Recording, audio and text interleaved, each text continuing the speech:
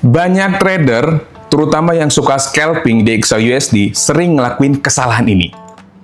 Pas ngelihat harganya gerak turun dengan candle-candle yang besar, mereka langsung buru-buru sell karena takut ketinggalan momentum. Begitu juga ketika harga lagi naik kenceng, mereka langsung ngejar harga dengan posisi buy. Padahal, market nggak selalu gerak lurus tanpa jeda. Setelah ngalamin pergerakan yang cukup kuat, harga seringkali ngelakuin retracement atau pullback kecil dulu sebelum melanjutin pergerakannya.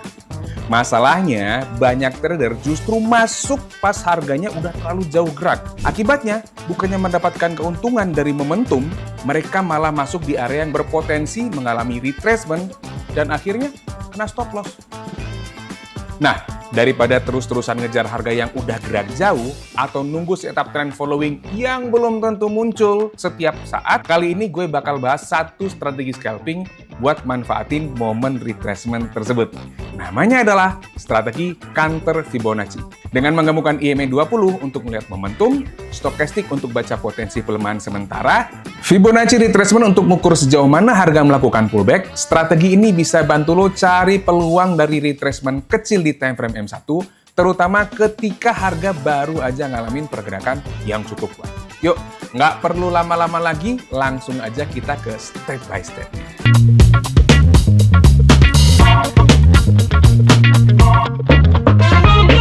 Tool dan indikator yang bakal kita pakai di teknik ini seperti biasa, simple aja. Kita cuma pakai Fibonacci retracement, stokastik, dan EMA. Tapi settingannya agak beda. Fibonacci retracement kita cuma pakai level 0%, 23,6%, dan 50% doang. Untuk stokastik oscillator, settingnya 1433. Dan EMA-nya, periodenya kita pakai periode 20.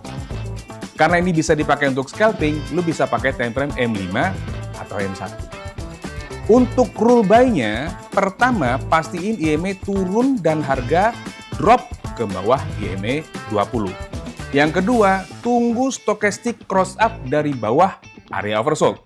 Kalau udah kelihatan, tarik Fibonacci retracement dari swing high ke swing low terakhir.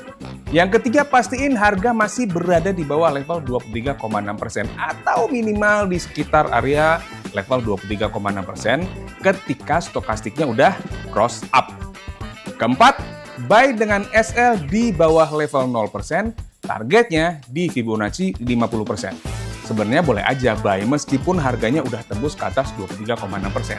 Tapi jadinya risk-reward ratio-nya jadi jelek.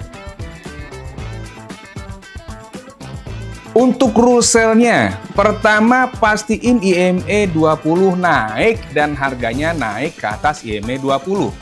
Yang kedua, tunggu stokastik cross down dari atas area overbought.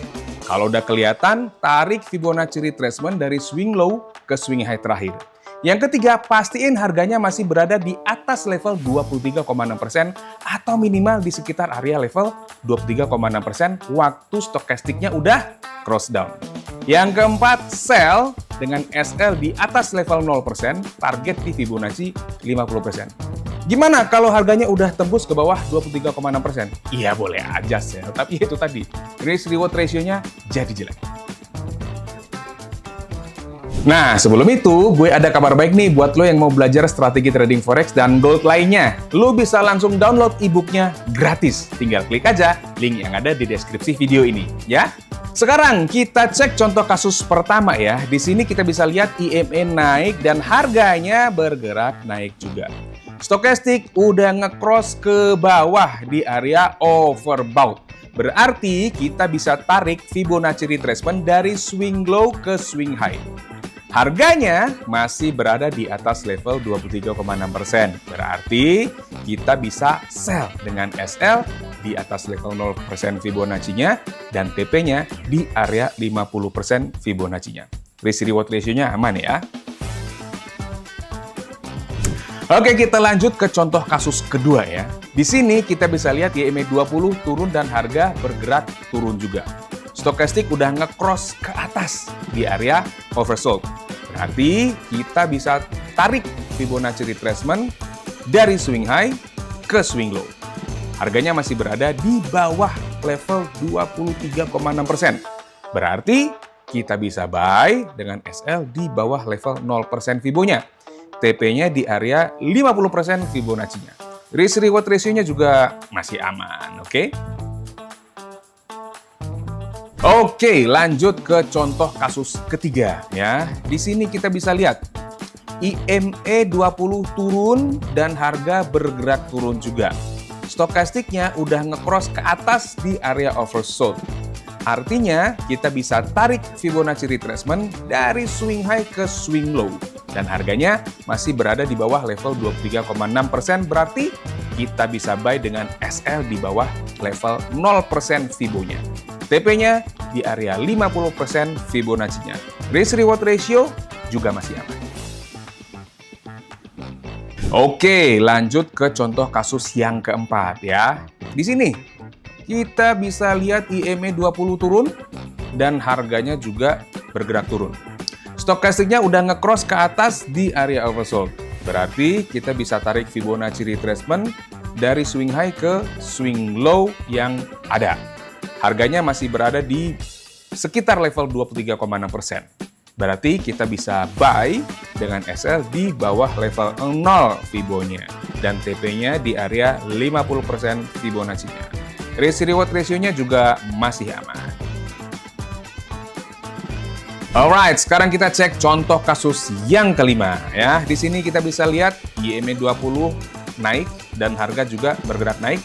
Stokastik udah nge-cross dari atas ke bawah di area overbought.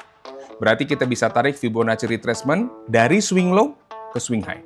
Harganya masih berada di atas level 23,6%, berarti kita bisa sell dengan SL di atas area 0%-nya dan TP-nya di area 50% Fibonacci-nya. Risk reward ratio-nya juga masih aman. Next, kita cek contoh kasus yang keenam ya. Di sini kita bisa lihat IME 20-nya naik, harganya naik juga. Stokastiknya udah nge-cross ke bawah di area overbought. Berarti kita bisa tarik Fibonacci retracement-nya dari swing low ke swing high. Harganya masih berada di atas level 23,6%. Berarti kita bisa sell dengan SL di atas level 0% Fibonya dan TP-nya di area 50% Fibonacci-nya. Risk reward ratio-nya juga aman.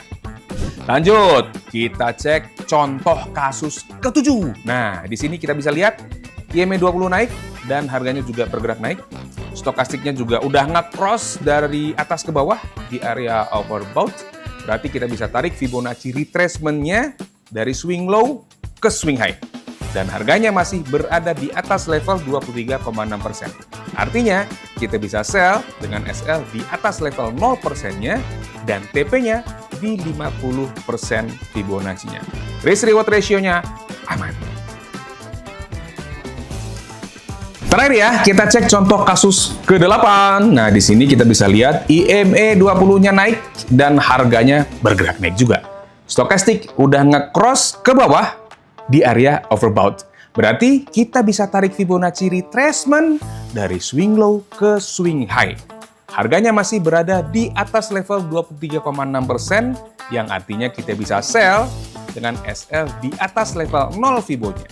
Dan TP-nya di area 50% Fibonacci-nya. Risk reward ratio-nya masih aman. Nah, sebelum lo coba strategi ini, tentunya ada beberapa kelebihan dan kekurangan yang perlu lo pahami. Kelebihannya, satu, setup sederhana dan mudah dipahami. Strategi ini nggak ngebutuhin terlalu banyak indikator. Lo cukup pakai IME 20, stokastik, dan Fibonacci retracement untuk nyari peluang entry. Yang kedua, cocok buat scalper yang suka trading cepat. Karena menggunakan time frame M1 atau M5, strategi ini bisa bantu lo nyari peluang dari pergerakan retracement jangka pendek. Yang ketiga, bisa ngehasilin lebih banyak peluang dalam satu hari. Dibandingin harus nunggu setup trend following yang sempurna, peluang retracement bisa muncul beberapa kali, terutama saat market lagi aktif. Yang keempat, risk dan target profit lebih jelas. Dengan menggunakan level Fibonacci sebagai acuan, lo bisa lebih mudah nentuin area stop loss dan target profit. Yang kelima, cocok untuk XAUUSD yang sering ngalamin retracement agresif. Karakter gold yang sering bergerak cepat dan ngelakuin pullback cukup agresif bisa memberikan peluang untuk strategi seperti ini. Ada kekurangannya. Yang pertama, melawan momentum utama market. Karena strategi ini manfaatin retracement, posisi yang diambil bisa aja berlawanan dengan arah tren utama. Jadi ketika momentum market sangat kuat, harga bisa terus gerak tanpa ada retracement yang cukup. Yang kedua, win rate-nya bisa turun saat trennya sangat kuat. Semakin kuat tren yang lagi jalan, semakin gede juga kemungkinan harga mengabaikan sinyal retracement dan terus lanjut pergerakannya. Yang ketiga, banyak fake signal ketika ada news besar. Pergerakan harga yang sangat cepat saat news bisa bikin indikator memberikan sinyal yang kurang akurat lah. Yang keempat, sangat sensitif terhadap spread dan eksekusi broker. Karena strategi ini menggunakan time frame M1, spread yang melebar atau eksekusi yang terlambat bisa cukup berpengaruh terhadap hasil trading. Yang kelima, membutuhkan kemampuan menentukan swing high dan swing low. Nah, lo harus bisa menentukan titik swing yang tepat untuk narik Fibonacci. Kalau titiknya salah, level-level Fibonacci yang dipakai juga jadi kurang relevan. Yang keenam, nggak cocok untuk trader yang suka hold posisi lama. Memang strategi ini dirancang untuk mencari peluang dari retracement jangka pendek. Jadi lebih cocok buat scalper daripada trader yang suka menahan posisi dalam waktu lama. Jadi, strategi Fibo Counter Attack bukan buat nebak market bakal reversal besar. Kita cuma manfaatin kebiasaan market yang jarang gerak lurus. Habis lari kenceng, market biasanya butuh nafas sebentar aja lewat retracement. Dan di momen inilah kita cari peluang profitnya. Nah, buat Quickers, anggap teknik ini buat alat bantu cari peluang yang lebih terstruktur, bukan sebagai jalan pintas untuk ngedapetin profit instan.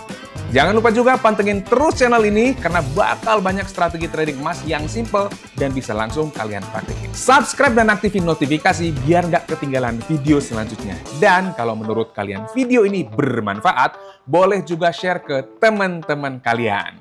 Sampai jumpa di next episode. Salam profit!